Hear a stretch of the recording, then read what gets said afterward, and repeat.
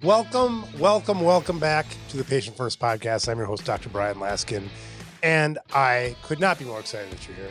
And I couldn't be more excited because why?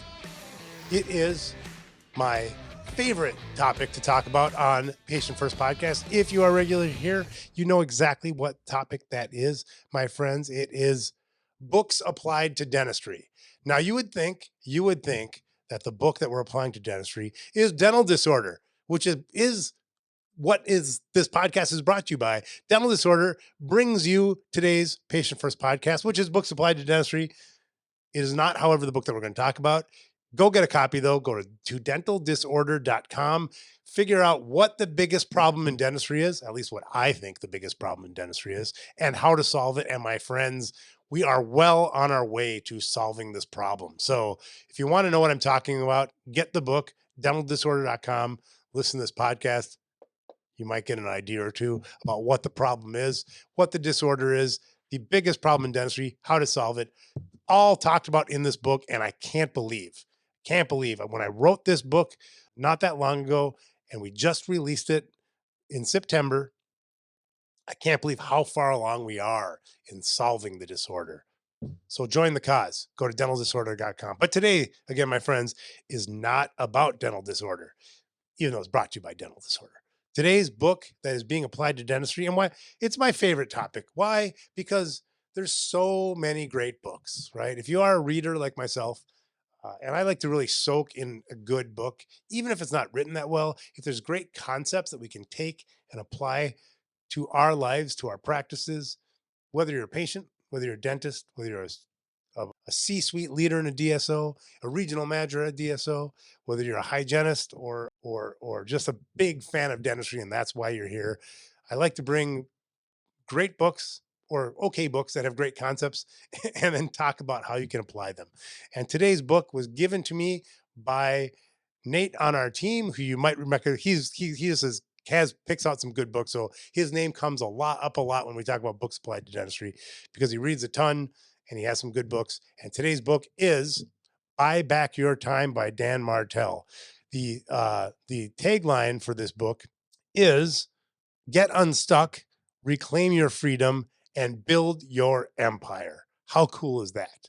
Who doesn't want to get unstuck, reclaim your freedom? By the way, where did your freedom go? And build your empire. If that doesn't get you to want to read a book, I don't know what's going to. But Buy Back Your Time has some great tips. Now, I think it gets this book really how I want to apply it to dentistry. It comes down to one word. That one word is playbooks. Playbooks. Things that we can create that systematize our practice and make your practice run like a Swiss watch so that we're not reinventing how to do things every single time. Whether you call them procedures or standard operating procedures or playbooks or protocols, we're talking about creating simple ways of doing things. And my friends, this slapped me hard across the face because we needed these at Tooth Apps and at Upgrade Dental, frankly, but mainly at Tooth Apps because we're scaling so fast. We need to have systems so that we know what we're doing when and how very quickly and repeatably. So, what we're doing at Tooth Apps and at Upgrade Dental is we're creating playbooks for you, for you. So, you can read the book Buy Back Your Time, which talks about how to create playbooks, which I think is phenomenal, or join Upgrade Dental, and we're actually going to be giving you some playbooks that I think are sorely needed for every organization. For example, communication playbooks. Hmm. Is that helpful? Would it be nice to know when do you send an instant message? When do you send a secure message? When do you send an email? And how do you write those messages so that everybody can consume them with the least amount of, let's say, effort or difficulty sending emails and text messages and secure messages and phone calls and post-it notes? How do we communicate as a team with our patients, with our laboratory, with our DSO, with our family members, whatever you want to communicate with? We're creating that playbook for you. Everything in a dental practice, I believe, should have a playbook. You know, you might not know this, but if you ask your front desk, the business person running your front desk, to send an email to a patient, do you know whether that takes them 30 seconds or 30 minutes?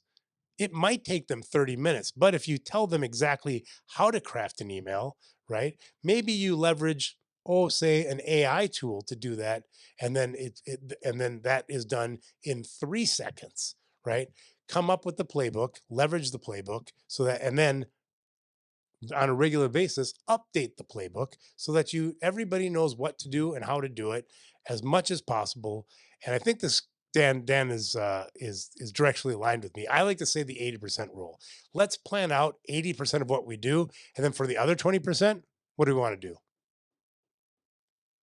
We want to use our brain, right? We can't map out everything, but we should be able to map out 80%. So maybe first off, we do 50%, and then over time, we tweak our systems with a goal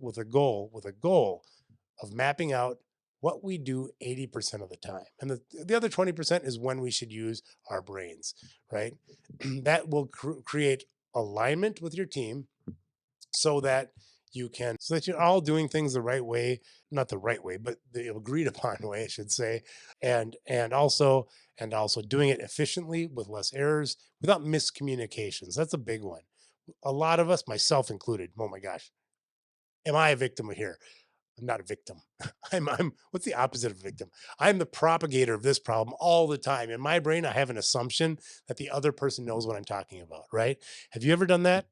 I do it pretty much every day, where I have an assumption in my brain that the other person knows what's going on. When I'm asking them to do something, I'm making about 50 assumptions that they know what's in my brain when I'm asking anybody to do anything. How do we cross that chasm? Well, I can tell you right now, I am not by nature going to tell them in every detail what I want them to do. So we cross that chasm by having a playbook that tells them how to do it. If they don't know how we do something, there's a playbook for it, right? Not everything, because some things just make sense to figure out at that time, or come and ask me if you can't figure it out yourself.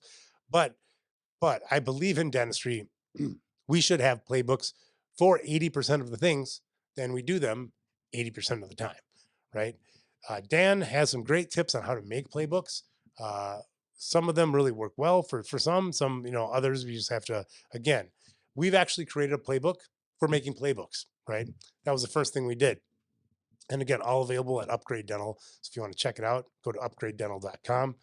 But I think that this book is very helpful for dental practices, particularly when we look at it through the lens of systematizing what we do. We don't have to systematize everything. However, I think in most dental practices, team members do not know how to do what you're asking them to do, and we can cross that chasm by creating playbooks. And there's a great chapter that's just a small part of this book, Buy Back Your Time, but it was incredibly helpful. So helpful, in fact, that I said, we don't just need to do this for us. We need to make it easy for dental practices, for DSOs, to have these playbooks available to them, because it's much easier to edit than create, right? So if you take our playbooks and you want to tweak them, fantastic. If you want to find out more, shoot me a note, make a comment below, like, comment, subscribe, read the book, and then check out the playbooks that we have available at Upgrade Dental at upgradedental.com. And read the book, Dental Disorder, available at dentaldisorder.com. Thanks again for joining this podcast. Check out the book. It's a great one. And I look forward to talking with you next week right here on the Patient First Podcast.